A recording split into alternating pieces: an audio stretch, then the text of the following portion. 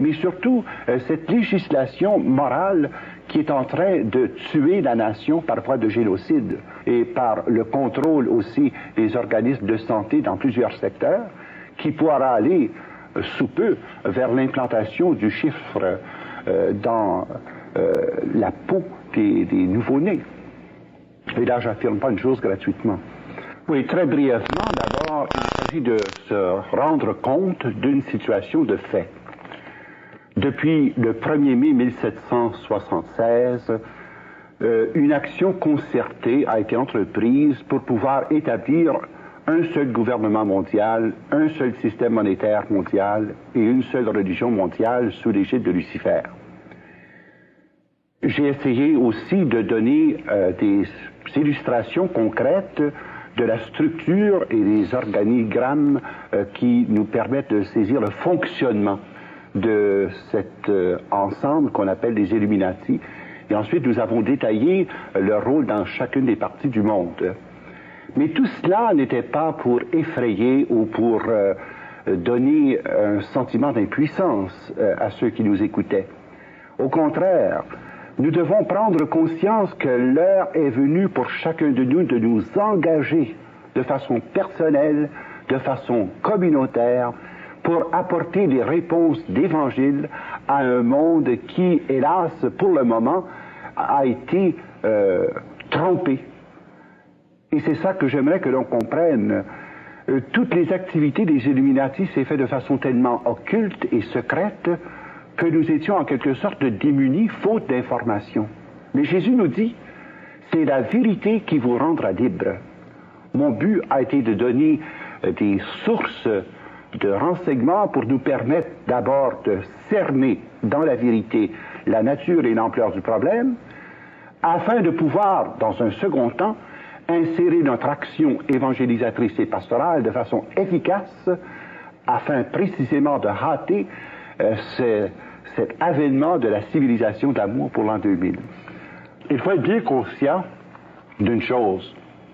Jésus n'a jamais condamné les personnes. Il avait une infinie tendresse pour les personnes, une infinie tendresse pour les pécheurs, bien qu'il ait dénoncé vigoureusement l'erreur et le péché.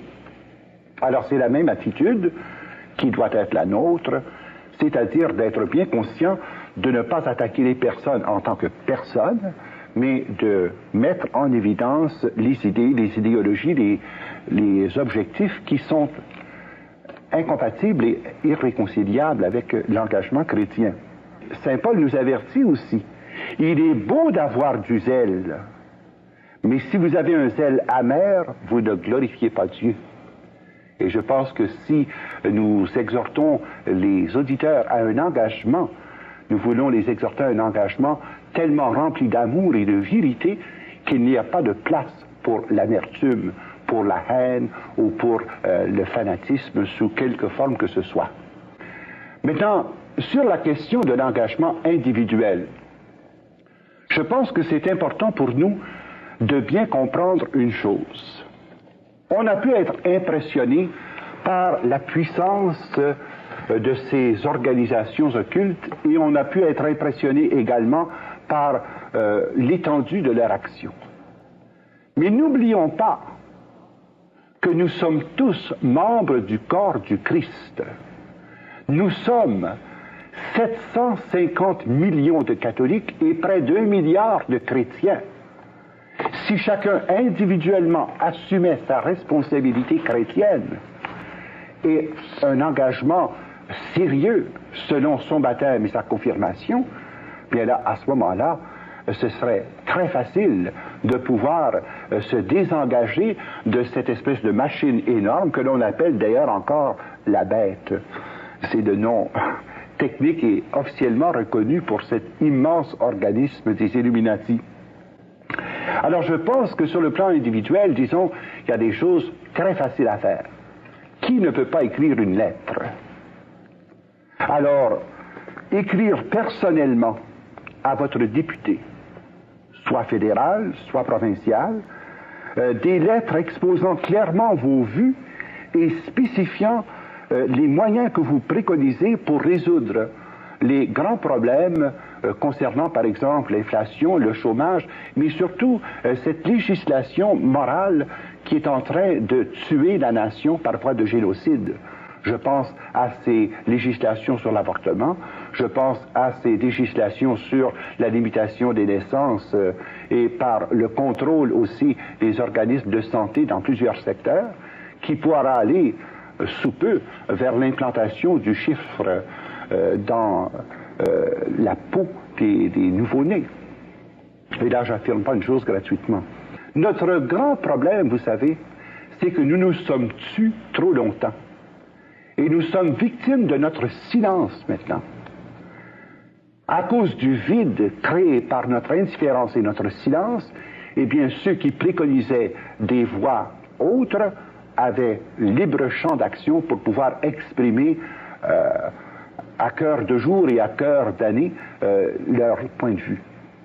Ayons le courage d'exprimer nos vues et d'exprimer surtout les exigences de notre propre conscience face aux grandes législations, aux grandes orientations qui, comme on le sait, sont inspirées par cette pensée illuminatiste, tant dans le domaine économique, politique, social, culturel, et c'est d'écrire aux ministres responsables de ces divers secteurs afin de pouvoir obtenir une action concertée. Nous sommes tous solidairement responsables, mais nous sommes tous individuellement également responsables parce que nous vivons en démocratie et parce que l'exercice de nos droits démocratiques en tant que chrétiens est la forme prévue pour pouvoir agir sur les mécanismes même de notre société. Parce que nous ne nous sommes pas prévalus suffisamment de l'exercice de ces droits démocratiques, sauf peut-être les journées de votation, eh bien, alors nous laissons les choses rouler et nous attendons que des instances supérieures interviennent. Votre baptême et votre confirmation vous rend personnellement responsable de la conduite de la nation et du pays. Donc, vous ne pouvez pas vous défiler. Dans l'avenir économique du pays, d'ici 1986, il va y avoir un tel bouleversement de l'économie où on va passer du système monétaire actuel au système sans argent, au cashless society. Il est vital et important que vous puissiez vous libérer dans les plus brefs délais de toutes les dettes hypothécaires et de tous les fardeaux financiers, surtout à haut intérêt, parce que précisément, c'est par ce truchement-là que vous allez être happé forcément dans le système du 666. Alors si on ne prend pas la peine, et cela peut se faire entre parents, entre amis, entre chrétiens, se soutenir mutuellement pour pouvoir éliminer dans les plus brefs délais possibles les grosses dettes et surtout les dettes à haut intérêt, eh bien, inévitablement, nous allons être happés dans le système et broyés finalement par les dents de la bête. Alors, je pense que sur le plan individuel, voilà des lignes d'action qui sont urgentes et il n'y a personne qui peut dire « je n'ai pas le temps d'écrire une lettre » ou « j'ai pas assez d'argent pour affranchir un timbre-poste ». Le deuxième point que je voudrais faire concernant cette étude de petits groupes, c'est l'étude des documents de l'Église. Vous savez, si nous en sommes rendus au point où nous sommes actuellement, c'est parce que la majorité des catholiques et des chrétiens se sont bouchés les oreilles depuis Léon XIII jusqu'à Jean-Paul II. On a voulu se faire une petite religion individualiste tranquille, sans tenir compte de la dimension de l'engagement chrétien social. Est-ce que les saints-pères ont alerté les fidèles à différents moments au sujet des Illuminati de la franc-maçonnerie? Depuis 1738, il est sorti au moins 200 documents dénonçant d'une part la montée de ces diverses formes, que ce soit la franc-maçonnerie ou l'illuminatisme, ou encore le faux mysticisme de l'Allemagne, là. Il y a des centaines de documents là-dessus, mais je pense notamment, par exemple, au document Pascendi de Saint-Pédis, qui justement fait la lumière sur cette question de l'influence du libéralisme économique, l'influence de la pensée capitaliste, et prévoyait déjà l'influence du communisme, parce que c'était déjà dans l'air au moment où il a écrit. Et il montrait comment il y avait une concertation entre ces diverses formes d'économie mondiale qui entraîneraient l'humanité au bord du précipice.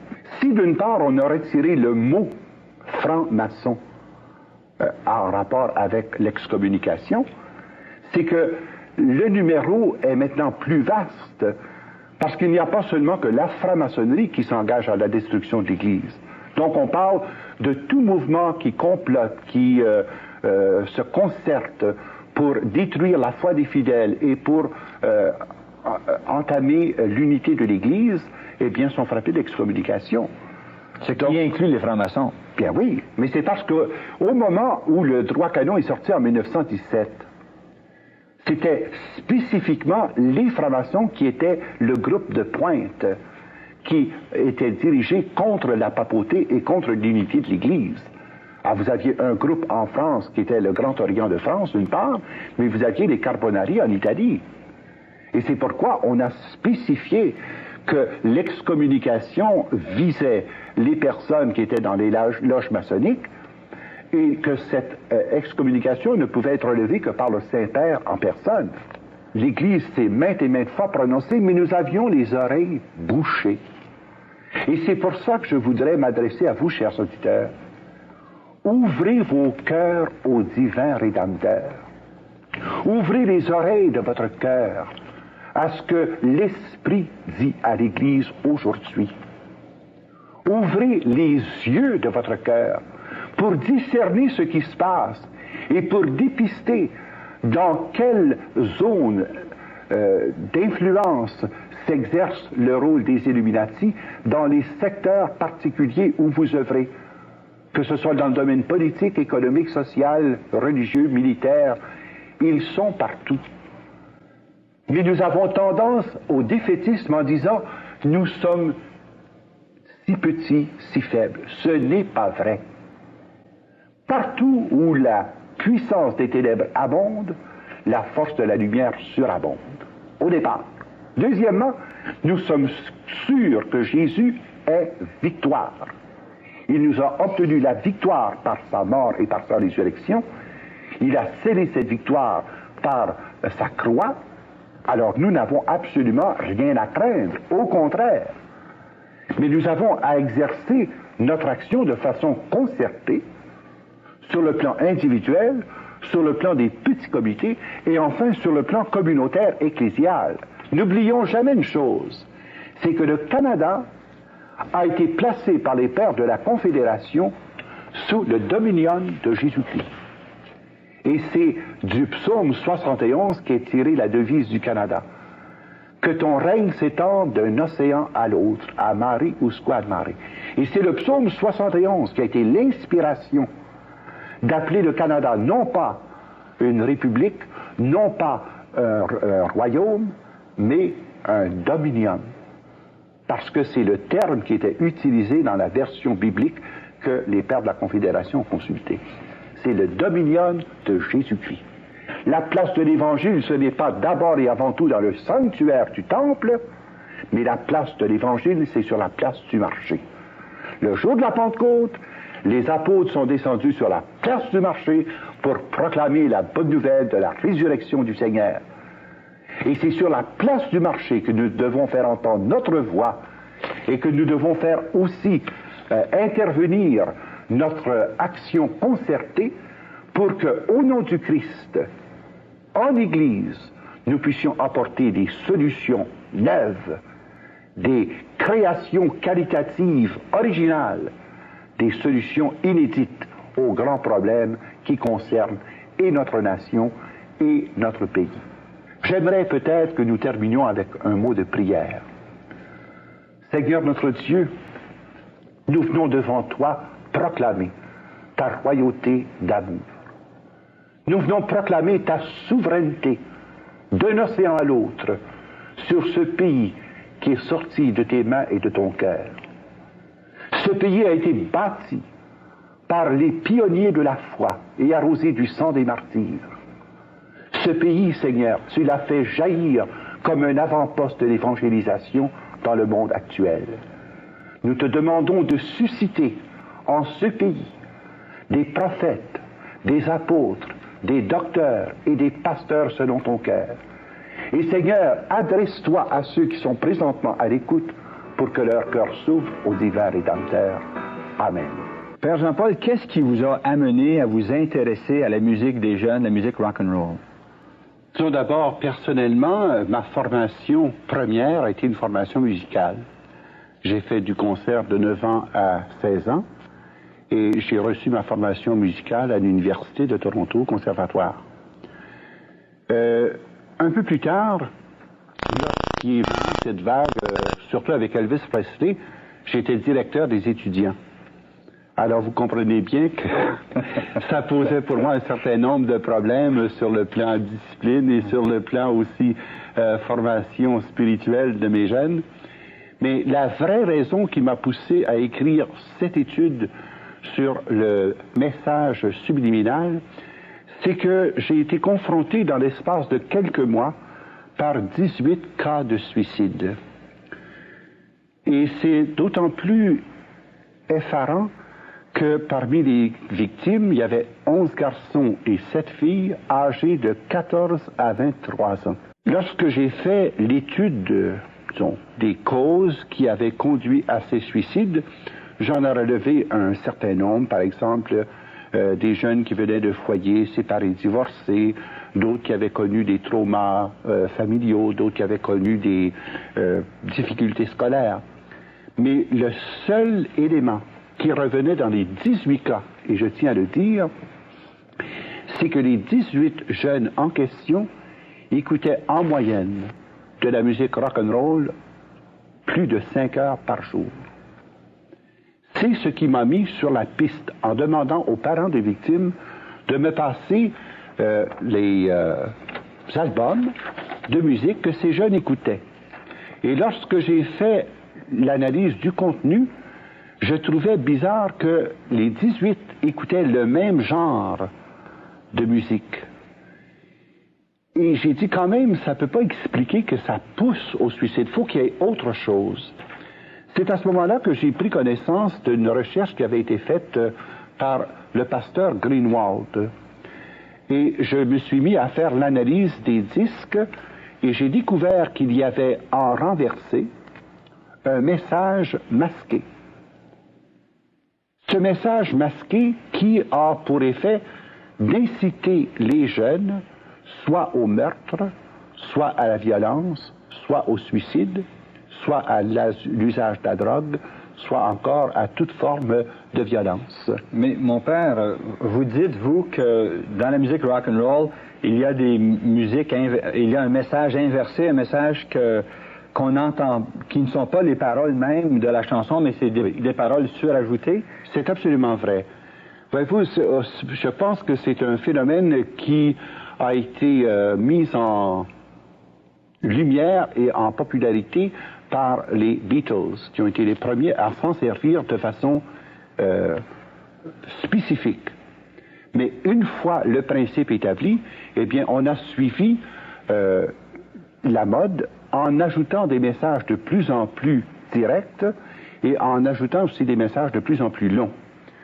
Alors, pour nous faire comprendre un peu de quoi il s'agit, peut-être qu'on pourrait écouter ensemble 3 exemples très clairs d'implantation de messages subliminaux qui sont contenus dans les disques, mais en renversé.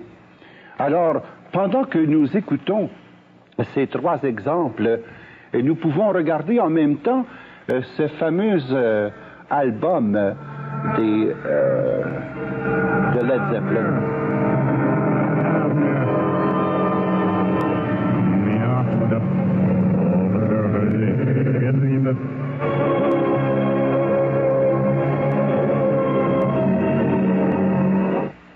Maintenant que vous avez entendu la version normale, voici en renversé le message subliminal qu'il est très facile d'entendre Music is reversible, but time is not.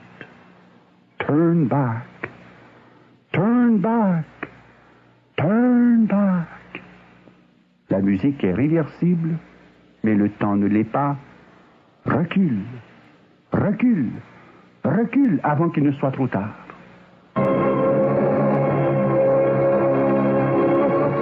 The music is reversible, but time.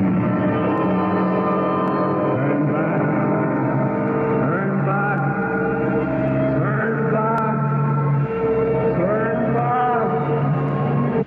Le deuxième exemple est extrait de la chanson très populaire Stairway to Heaven par le groupe Led Zeppelin. Voici tout d'abord la version normale et connue de tous. There's a feeling I get when I look to the west, and my spirit is crying for leaving. Et voici maintenant le message subliminal en version renversée. I've got to live for Satan. I've got to live for Satan. Il me faut vivre pour Satan. Il me faut vivre pour Satan.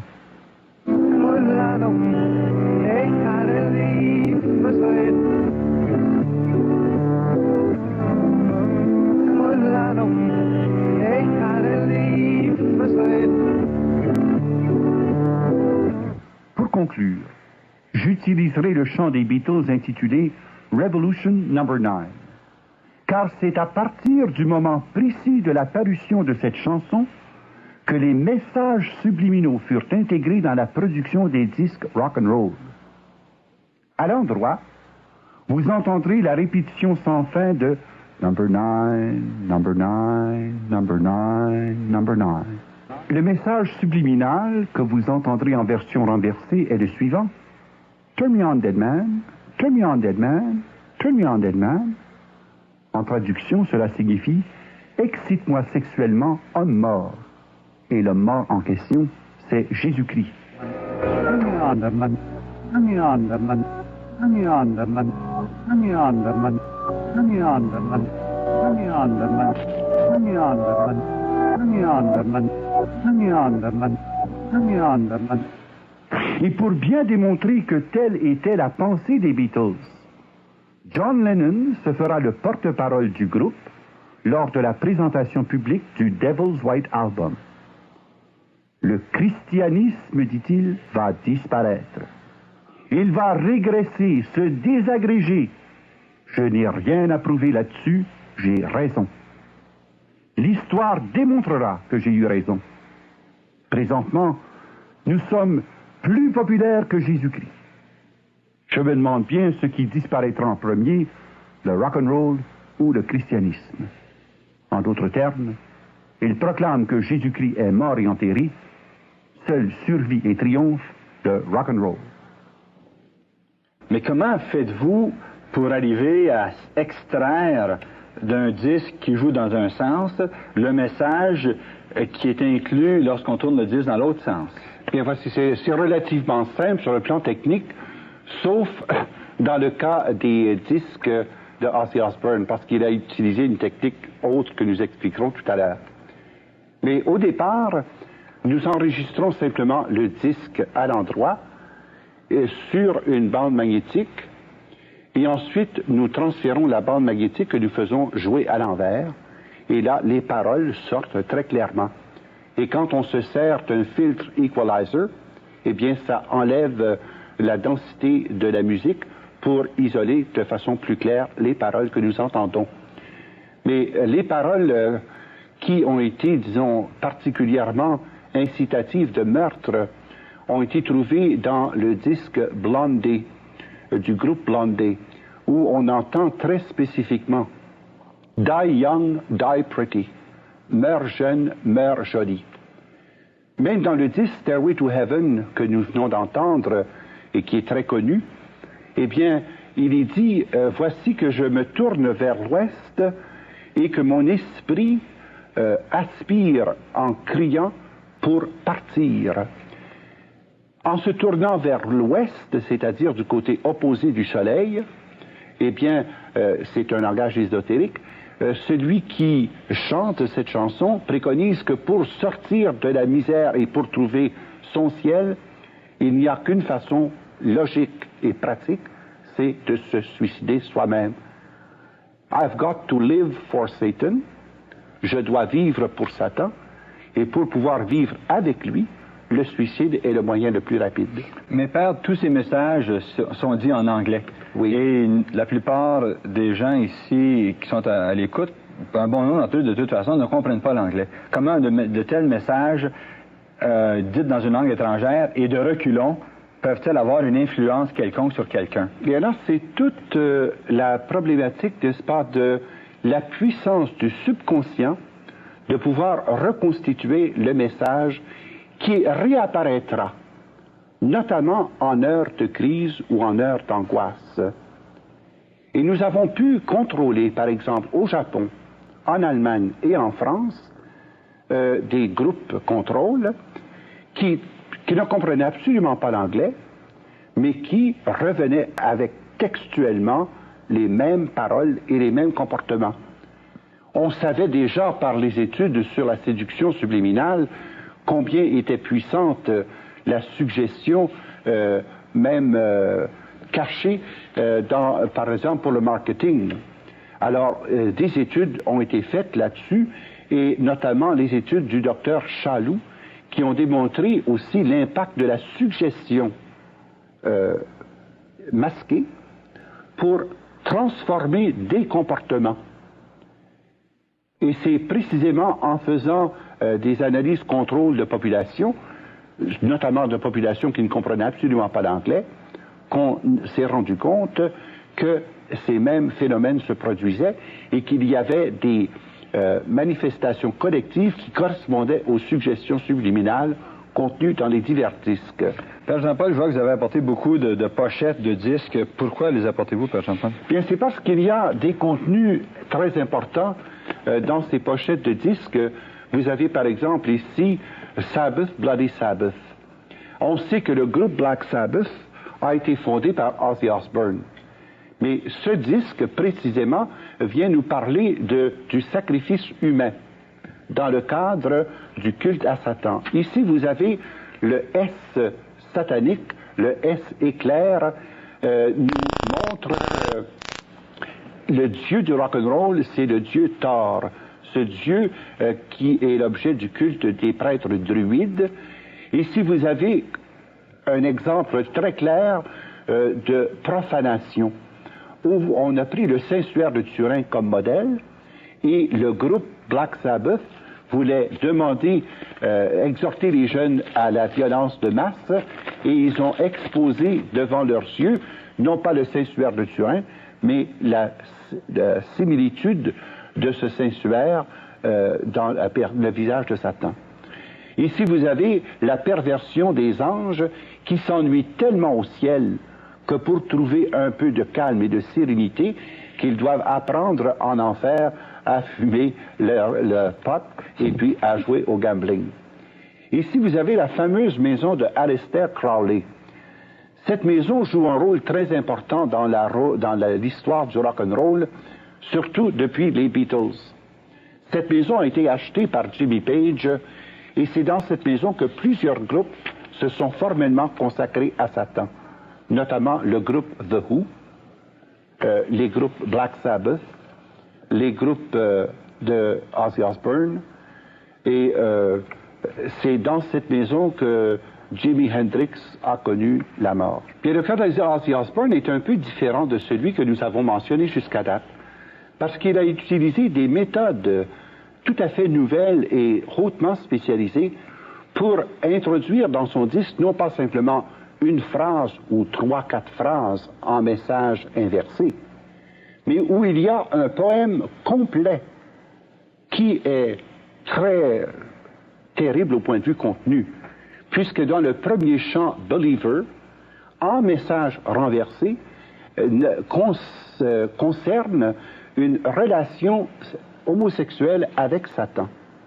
Dans la deuxième chanson qui est contenue dans cet album, le Diary of a Madman, qui est l'œuvre de Ozzy Osbourne après qu'il se soit séparé du Black Sabbath, eh bien, c'est un message renversé de plusieurs paragraphes et qui concerne une action où Satan donne des instructions à un groupe d'homosexuels de pouvoir faire des relations anales avec le poing.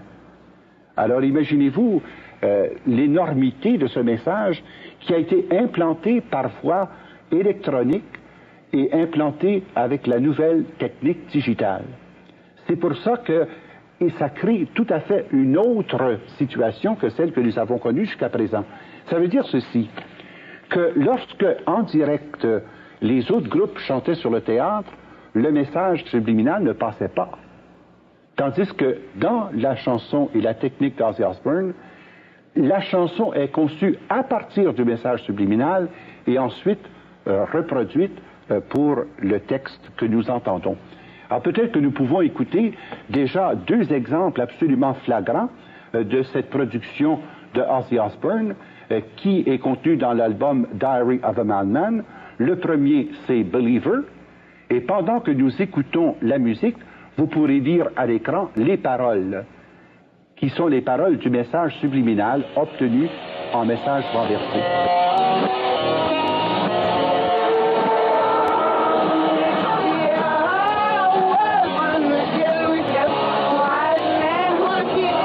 Je me sens au contraire rempli d'espérance et de joie pour faire face à ces problèmes avec la certitude de la victoire de Jésus-Christ.